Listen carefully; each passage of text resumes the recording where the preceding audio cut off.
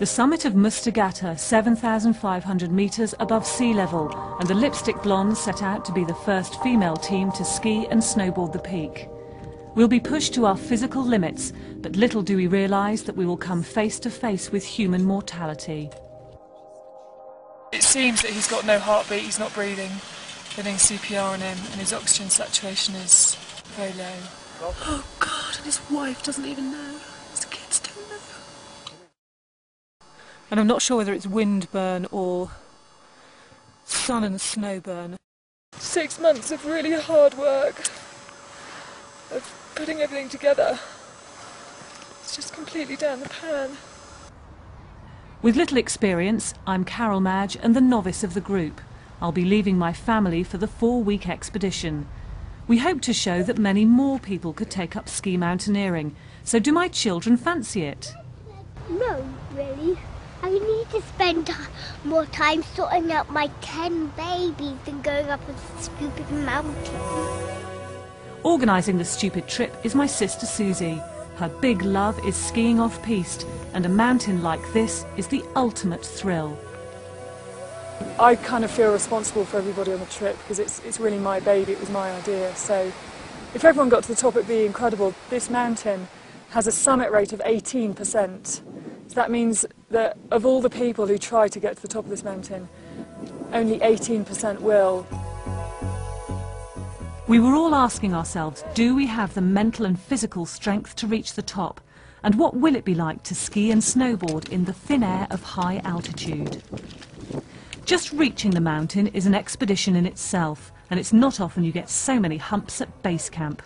We'll spend 3 weeks at 4,500 metres acclimatising and meeting the other mountaineers. We get to know John Peacock right at the start of the trip because he's so friendly. You bond really quickly in this environment, sharing stories of home, comparing kit and expectations during the long days climbing and resting. The other mountaineers are your entertainment. There is the man with the most astonishing pair of thermals on over by the tents.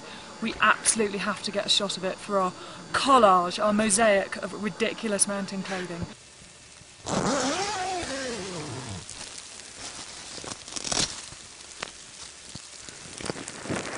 It's our first day in base camp, and look at the snow.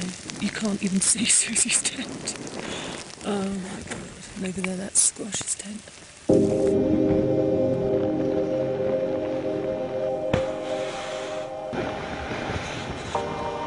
Who put this in? Carol, what motivates a mother of two with very little experience to do something like this? 7,500 metre peak in China. Do you know, I'm asking myself the same question. There seems to be quite a lot of kit, and working out exactly which bits you want to take up and which bits you want to leave back down the bottom is a bit tricky. Oh, that's my knicker bag. I just bought a few pairs. I bought 28 pairs. 28? Guys, how many pairs of knickers did everybody bring? 5. To acclimatise, we spend days skiing uphill, or skinning as it's called, and then skiing down again. It's incredibly hard work, but the magical descent is the reward.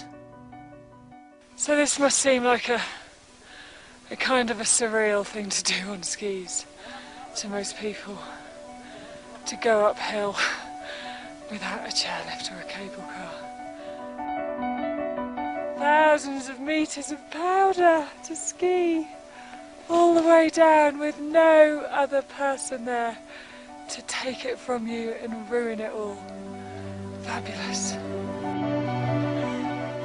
Hello! This is absolutely incredible. The snow's amazing. It feels fantastic. All that hard bloody work, trudging up there thinking I'm going to die every step, was completely worth it. Life doesn't get any better. Honestly, I just wish everybody could feel that.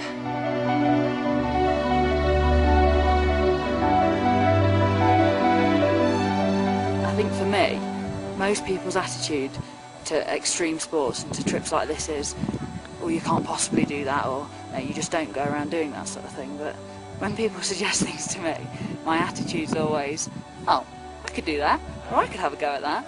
I am absolutely not wearing this.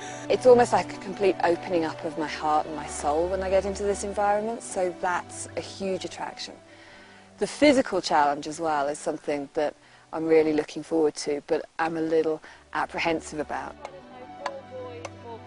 We grow closer as a group, relying on each other to provide the fun and the support.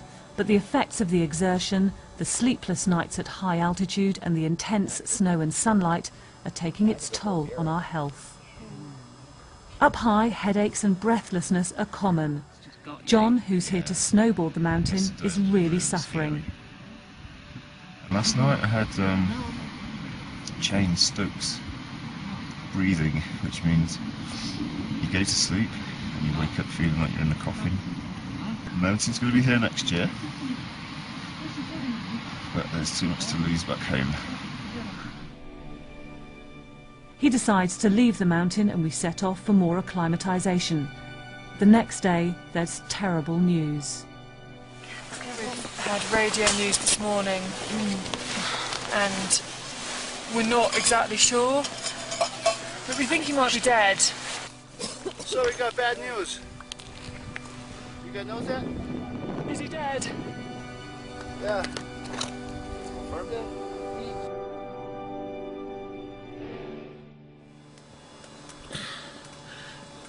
3 days ago I made a little hat for his daughter.